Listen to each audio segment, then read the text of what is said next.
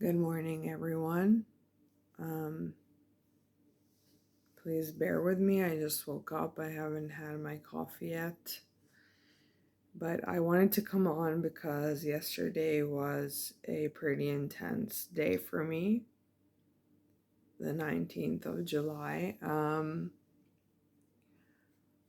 I was at work and I was listening to a video on YouTube about an NDE experience, which I've been listening to recently since it's a topic of interest for me.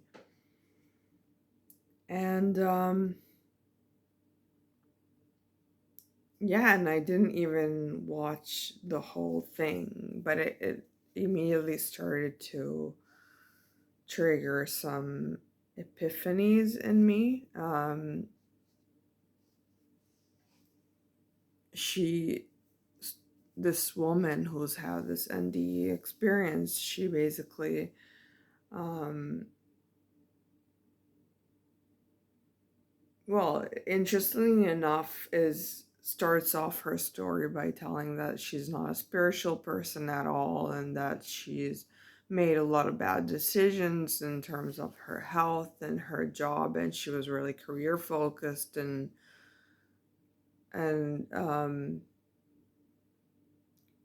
yeah, and then just fell really sick, and was immediately projected to the other side, and she had this experience of viewing like multiverses that contain like infinite versions of Earth.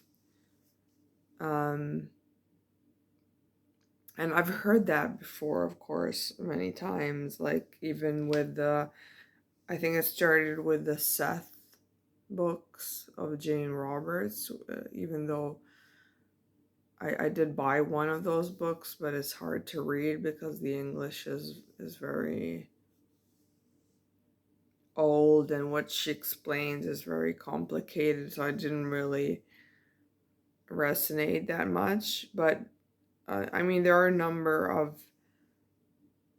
of theories out there who explain how we are living, infinite lives at the same time with different combinations of basically, even I think even Dolores Cannon says this in her books as well, in her interviews, that every choice we make or we don't make, it sparks like another version of you in another world that is actually acting out the opposite choice or something. And immediately just thinking about that was just like, well, if that's the case, then what is the whole point of ascending? Why am I so fussed about, why are we so concerned about ascension when really this is just a speckle of dust in an infinite, not just an infinite universe, but an infinite multiverse where every other possibility already exists. So that was the first thing that kind of came to mind. Like I couldn't understand why all of a sudden this reality was so important. And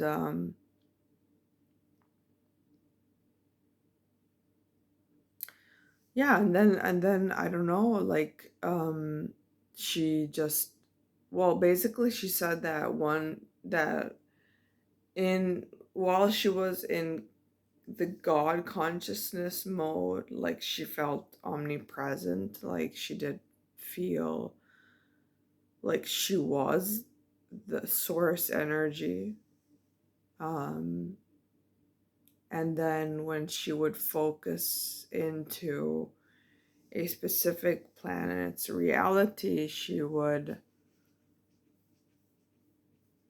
be able to assist to view what was going on and even feel the energetics of the other people, the humans, not be able to interact with them, but she would like feel their energy, feel their healing energy if that was the case, and basically remember more of her personality, of who she was in this life.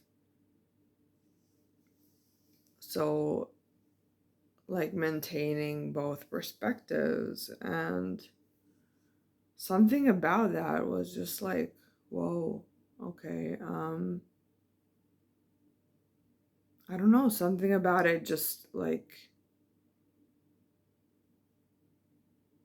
really kind of like triggered a bell in me or something, and I just stopped the video and I said, okay, I need to go for a walk, and I started walking, and I started thinking that,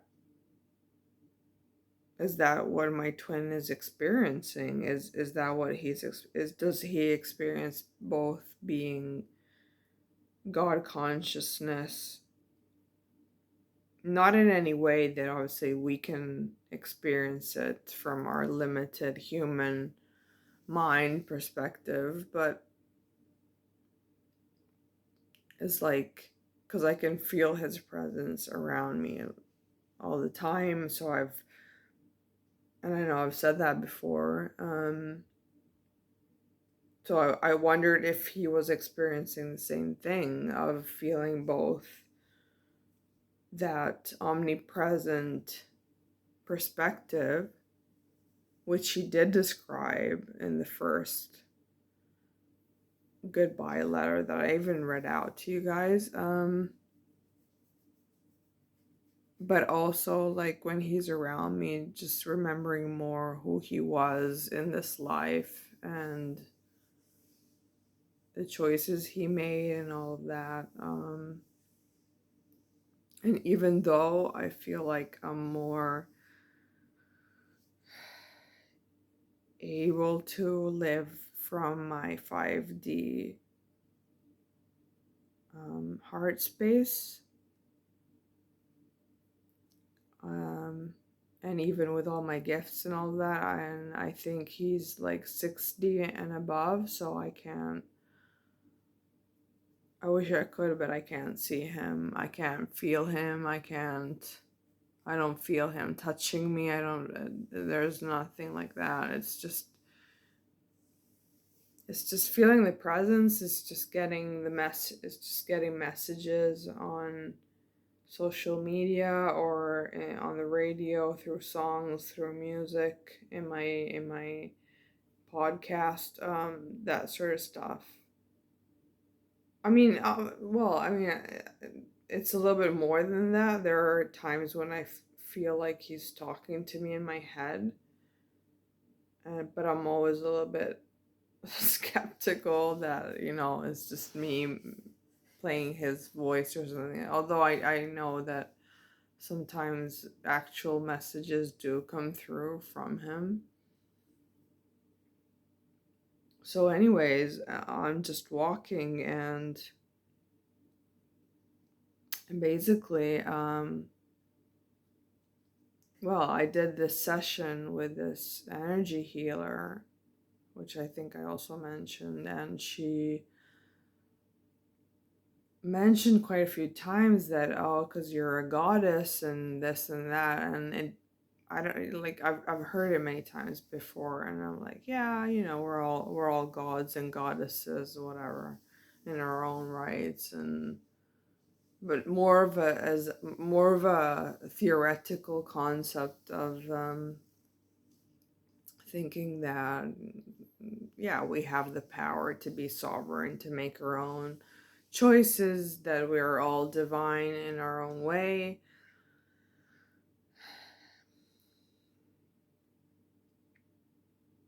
And then I was like, okay, well, I mean, so if my twin is experiencing that, and this energy healer was telling me many times, oh, I can see your goddess energy and all that. And I was like, okay, what if I really am like not just a goddess, but the goddess? And when I said that, I meant Sophia, which is the goddess of creation. And I've heard people that I follow already say that they felt like they were Sophia's reincarnation and whatever. So I kind of asked the question and then immediately retracted, and I started walking like a crazy.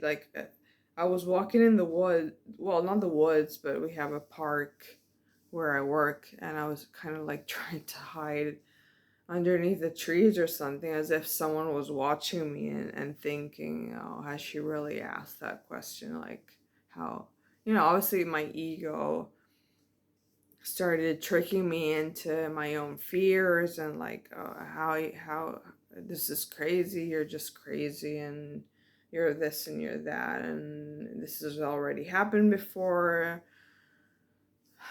So all these things are running through my head, but at the same time, I'm getting that yes, I am Sophia, and I'm like, okay, but I'm obviously not the only Sophia. And then I do the best that I can to release my fears and my phobia, even of being associated to a goddess or something. I don't know. There was something really heavy, really stuck about this energy of like feeling that, oh, I'm a goddess. So I released that as much as I could, and then I just walked back in the office and I quickly Googled, goddess Sophia, and obviously there comes my beautiful Wikipedia page that explains it all and basically says that Sophia is the twin of Aeon. It's spelled Aeon. So Aeon. I don't even know how to say that. I think it's Aeon, but that sounds like Eon, like the time Eon. Anyways, Aeon. That's how it's spelled. And Aaron, which is my twin's name, is Aron, because he had it spelled like that, not with a double A, which means it's exactly the same number of letters, the same initial, and the same final letter. And in my case, I just thought about it this morning, talking about coincidences. So Sophia has 6 letters to it if you spell it, obviously the Anglo-Saxon with a PH. And it's 6 letters. And my name is Simona, which is also 6 letters and also starts with an S and ends with an A.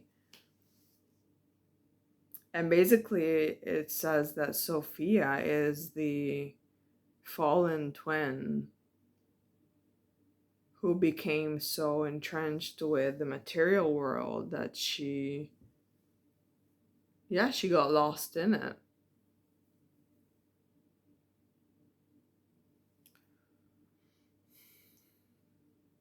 And basically, the one soul is Sophia's soul, which means that there is no distinction between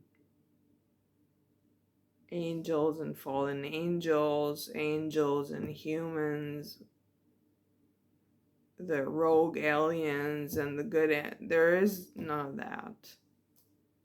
All humans are star seeds. All humans have the Sophia divine spark in them. And it's just a case of whether you're awakening or not. And I think the only difference, I also asked this morning if I am a volunteer, if that makes still sense, and it does, but only to the degree that it's an intent to be of service to others. It's not that I'm an angel and humanity is on a lower level or a different level, or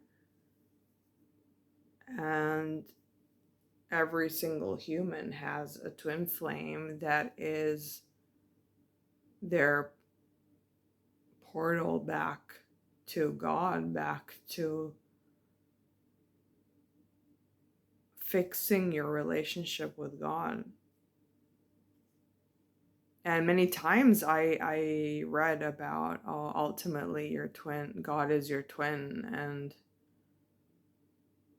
yeah, okay, I was like, yeah, of course, ultimately everything is God, so even your twin is God. But it didn't really click in the sense of, no, God is actually your twin. Like, like he wants the divine like he wants the Sophia, he wants it for himself. Like he desires it. He wants it back. He wants Sophia. He wants his twin back.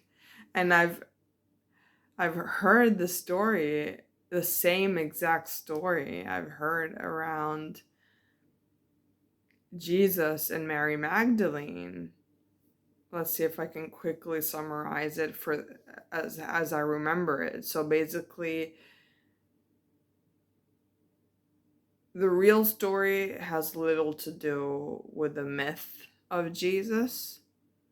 And apparently there were 3 Jesuses in life acting as Jesus. One was a little boy, and then 2 were adults, and apparently he died of an old age. I don't think he was ever put on the cross, but that's a different story. And I think there was a Joshua, Joshua 12 and Joshua 9, who were playing Jesus, and basically, I don't know, they tricked Mary Magdalene into believing that an imposter was the real Jesus, and she ended up marrying him, and he ended up having kids with someone else who was not his twin.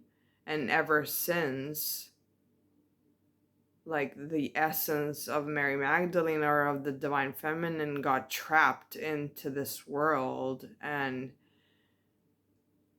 he's ascended.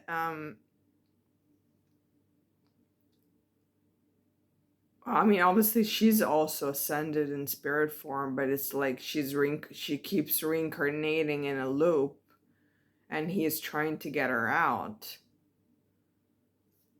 And I felt like it was exactly the same analogy with Sophia and Aeon, or whatever is his name. Sorry. That the divine feminine, the goddess, she got trapped in her own materialistic world, which was a world of her creation, but kind of like believing more in the material than in the spiritual. So really, if we awaken to our twin flame, which is embodied in a specific person on earth at this time for everyone, you start fixing your relationship with God through that person. And obviously, in my case, with him having passed, it's a very fine line. Like, it's the same person. It's just a person. I mean, it's the same entity. It's just it takes on a bodily form for me to recognize and deal with, but at the same time, the energy behind that is that of God and his omnipresence, and he loves all of Sophia's creation unconditionally, no matter what the gender, obviously. And I think it's very frustrating for him or it. Well, I don't know, this is just me talking, but to think that basically this heavenly world was created for us to have the best time, have the best experiences, the best adventures, the best, just the best life of awareness of ourselves and each other, and all these amazing things. And we've turned heaven into hell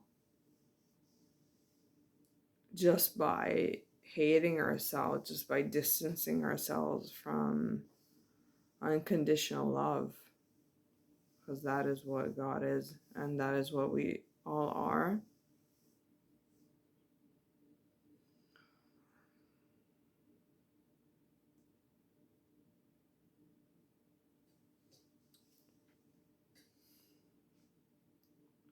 So I'm not in any way saying that, okay, this is the final epiphany, now I get it, now it's, no, I'm sure there is more to the story, there is more to be understood and more to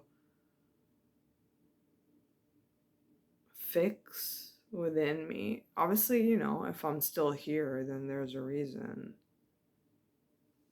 Otherwise, I wouldn't be. It's that simple, right? I mean, I know that the time is going to come when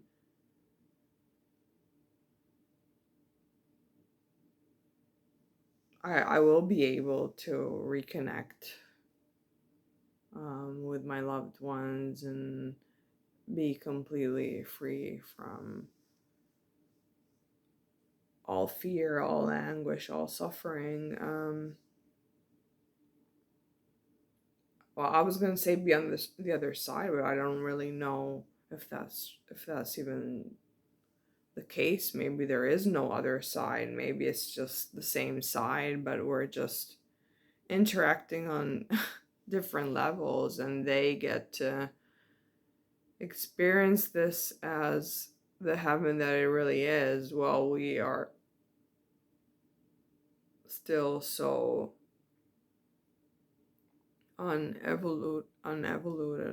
devoluted, unevolved. Okay.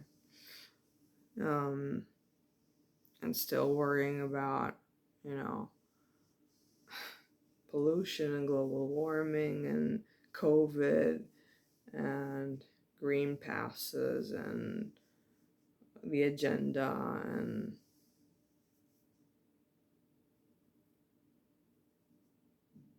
so I'm glad I'm on this twin flame journey. It's, like I said many times, it's one hell of a journey. Hell of a journey. It's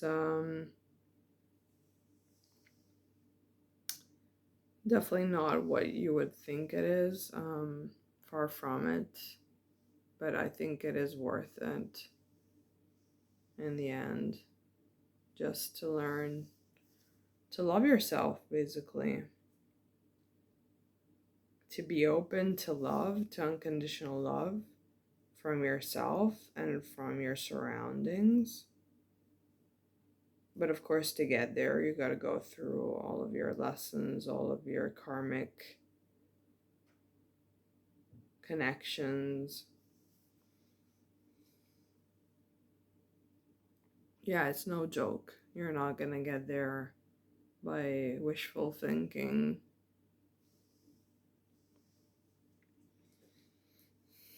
So, anyways, that's what I have for you. I think, yeah,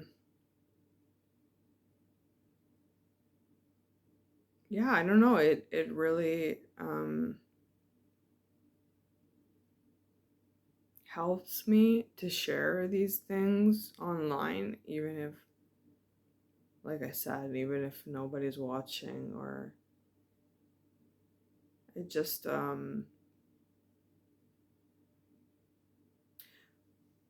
well, one last thing I will say is that healing is, or awakening is like a spiral. You keep circling back to the information. Like, I've been here before. I've been here many times before, and but every time it's a further understanding, and then you think you get it, you go on with your life, and it just circles back in. So, yeah, I don't know if there's ever going to be a moment in time. No, I'm sure there will be. Where everything is just going to be clearly in front of me.